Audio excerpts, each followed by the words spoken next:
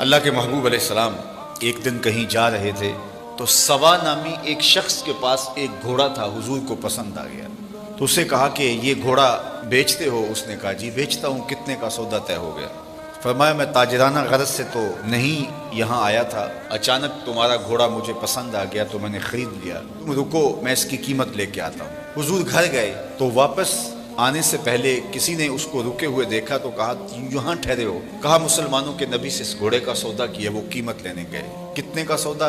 اس نے بتایا۔ اس نے کہا مجھ سے زائد پیسے لے لو۔ اس نے کہا میں تو ان سے سودا کر چکا ہوں۔ کہا جب تم نے سودا کیا تھا اس وقت کوئی موقع کا گواہ ہے؟ کہا کوئی نہیں تھا۔ تو کہا مکر جانا، زیادہ پیسوں کے لالچ میں آ گیا۔ اتنے میں حضور تشریف لائے، حضور نے قیمت دینا چاہی تو اس نے کہا میں تو آپ سے سودا ہی کوئی نہیں کیا۔ حضور کہیں کہ تیرا میرا بھی سودا ہوا، وہ صاف مکر گیا، میرا تو آپ کا کوئی سودا ہی نہیں ہوا۔ اسی تکرار میں لوگ جمع ہو گئے۔ جب لوگوں کا ہجوم بنا تو سوا نے سوچا کہ صادق بھی یہ ہیں، امین بھی یہی ہیں، لوگ انہیں ہی سچا کہیں گے، مجھے جھوٹا کہیں گے۔ میرا تو خیال تھا انکار کروں گا تو گزر جاؤں گا اور مہنگے داموں بیچ لوں گا، تو یہ تو میں پھنس گیا۔ لیکن اس نے کہا اچھا مجھے آپ بتائیے، جب دو آدمیوں کے مابین یوں نزاع بن جائے تو آپ کی شریعت میں تصفیہ کی صورت کیا ہے؟ میرے حضور نے فرمایا کہ میری شریعت تو یہ کہتی ہے کہ جو شخص مدعی ہے وہ گواہ لائے اور جو انکار کرتا ہے وہ قسم دے۔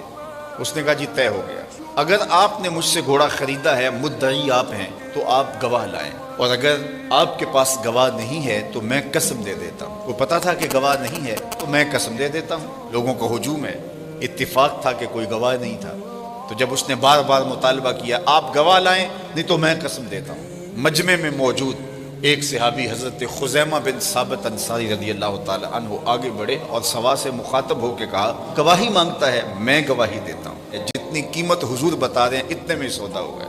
اس نے مفت تو دیا نہیں تھا، زیادہ پیسوں کے لالچ میں آ گیا تھا اور مکر گیا تھا۔ اس نے کہا جی ٹھیک ہے میرا مطالبہ پورا ہو گیا، لائیے قیمت، اور یہ رہا گھوڑا۔ حضور نے گھوڑا پکڑا، لوگ ہٹنے لگے، مجمع چھٹنے لگا، تو حضور نے حضرت خزیمہ کو بلایا، کہا خزیمہ گھوڑا بھی مل گیا، بات بھی سچ تھی، لیکن تم نے کیسے گواہی دی؟ تم تو موقع پہ موجود ہی نہیں تھے۔ سنو حضرت خزیمہ نے کیا جواب دیا، آپ کے سینے میں ٹھنڈ پڑ جائے گی۔ عرض کی حضور آپ کے کہنے پہ ہم نے رب کی گواہی دے دی۔ یہ گھوڑا کیا ہوتا ہے؟ جنت دوزخ کی گواہی دے دی۔ کیا ہم نے دیکھا تھا؟ آپ نے کہا تو ہم نے مان لیا، اور یہ بھی تو آپ ہی کہہ رہے تھے کہ میں نے گھوڑا خریدا ہے۔ حضور نے حضرت خزیمہ کا ہاتھ پکڑ کے فضا میں بلند کیا اور جانے والوں کو کہا رک جاؤ، ٹھہر جاؤ، کسی عدالت میں کسی کچہری میں گواہوں کی ضرورت ہو، لوگوں سن لو، میری شریعت دو گواہ مانگتی ہے، لیکن جہاں میرا خزیمہ ہوگا ایک کی گواہی دو کے قائم مقام۔ تو خدا تک پہنچنے کا راستہ ذات رسالت مآب صلی اللہ